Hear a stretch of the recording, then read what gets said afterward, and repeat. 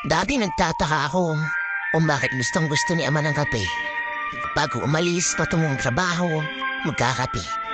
Pag uwi galing trabaho, magkakape. Pagod, timpla ng kape.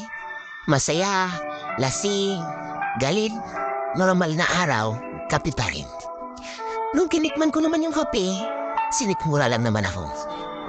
Pero nagbago ang tingin ko sa kape nung nagsimula na akong magpuyat sa mga pangarap para sa aking pamilya at sa aking sarili. Hindi pala yung kape ang nakakaadik, yung pakiramdam bala. Hindi lang kasi siya basta likido na may matamis at mapait na lasa.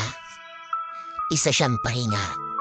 Bawat higop ng kape, oras mo iyon para sa iyong sarili.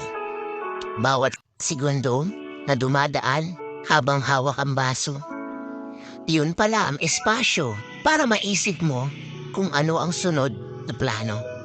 Sunod na hakbang, patungo sa pangarap mong maging ikaw. Habang tumatanda ako, mas nabugustuhan ko na ang kape. Ganon marahil kapag kailangan mo ng sabrit na pahinga sa nakakapagod na mundo.